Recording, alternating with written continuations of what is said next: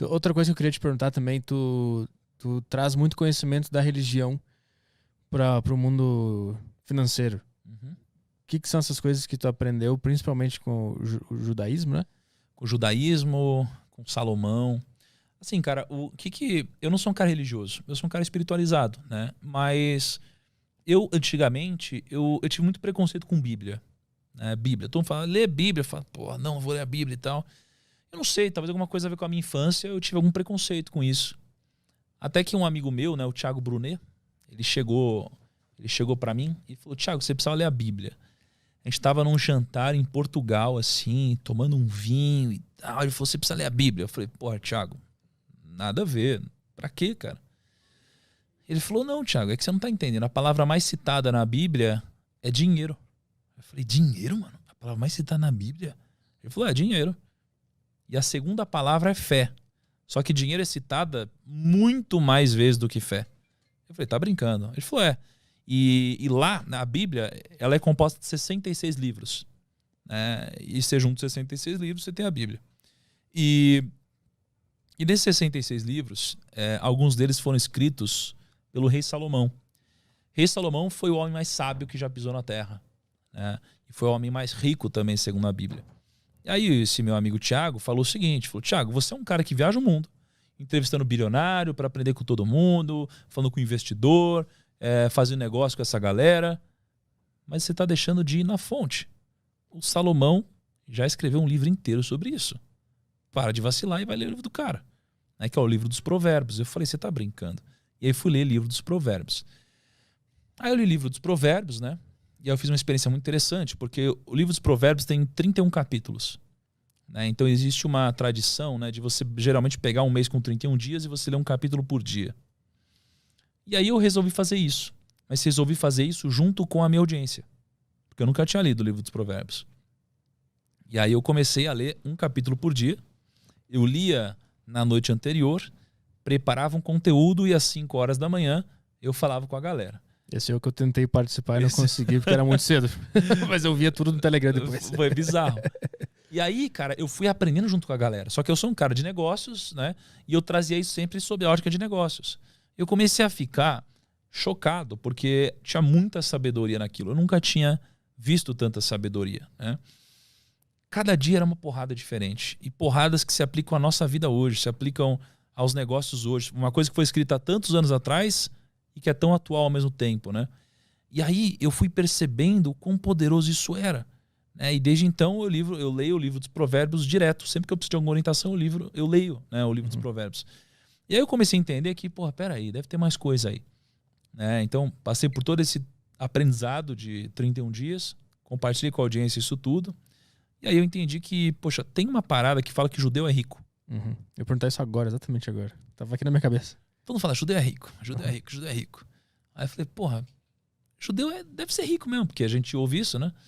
E aí eu comecei a estudar, eu fui puxar por religião, né? Aí você tem todas as religiões do mundo, e aí você tem, digamos, o quanto de patrimônio, né, cada religião tem por pessoa. E o judaísmo é a religião mais rica de todas. Você só tem 15 milhões de judeus no mundo. É muito pouco. 15 milhões de judeus no mundo, cara. É pouco pra caramba, né? E os caras, eu não vou lembrar agora quanto patrimônio eles têm, mas assim, proporcionalmente é mais que todas as religiões. Aí eu falei, quer saber? Deve ter alguma coisa aqui. Pô, deve ter uma coisa, porque os caras são em menor número, os caras eles sobreviveram a tudo que a gente pode imaginar, desde o Holocausto até... Sempre foram expulsos de todos os lugares. Expulsos de todos os lugares. Os caras sempre criaram treta com eles, sempre teve de tudo, assim, e eles continuaram aí, né? Por quê? Deve ter alguma coisa. Eu comecei a investigar. E aí, geralmente, o que eu faço? Lembra que eu falei que eu te agradeci no começo porque eu aprendo ensinando? É por causa desse tipo de coisa, porque eu vou atrás de aprender. Então, para ensinar, eu preciso aprender. Então, o que eu fiz? Eu tenho um relacionamento muito bom, isso me ajuda. Então, eu fui atrás do Rabino Dudu, que é um rabino super influente. Aí, o Thiago Brunet, que é teólogo, me ensinou pra caramba. O Zuckerman, que veio aqui, ele é judeu, ele também contou várias histórias. Eu fui conversando com essa galera. E eles me ensinaram muito sobre Talmud, sobre a Torá, né, sobre uma série de livros muito especiais para eles, né, e tradições deles. E aí eu descobri que o judeu, ele tem muitos princípios que ele respeita sobre o dinheiro, e isso torna eles muito ricos, prósperos, abundantes. Mas talvez a coisa mais forte que eu veja é que na língua deles, né? Eles falam hebraico, né? Na língua deles, tem uma palavra chamada kesef. Kesef, ela tem 2 significados. É tipo manga. Manga pra gente é a manga fruta e a manga de camisa, né? Para eles, kesef tem 2 significados, mas existem 2 significados não por coincidência, é porque de fato tem um sentido. Kesef significa desejo e kesef significa dinheiro. Então essa única palavra representa essas 2 coisas. E na religião deles, você ter dinheiro, você ser próspero é algo divino, não é algo ruim. Então muitas religiões pregam que é ruim isso. Né? Ter dinheiro, que existe nobreza na pobreza e tudo isso.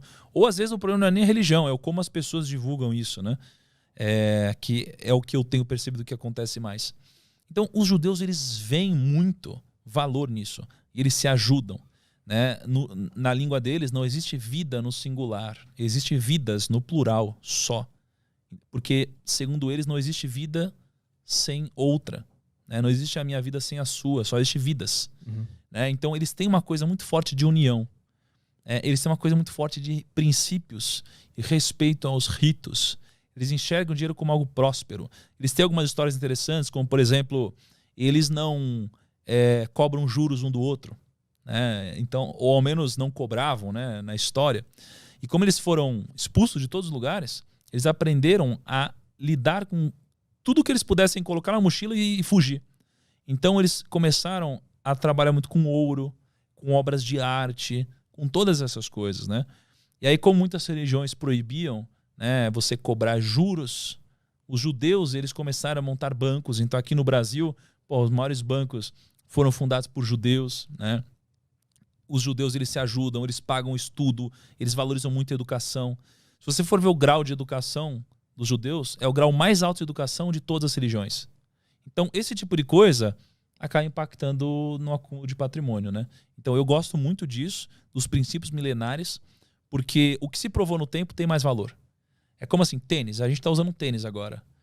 A gente já usa tênis há sei lá quantos anos, centenas, milênios, não sei. Então a chance é muito grande de a gente continuar usando tênis por muito tempo.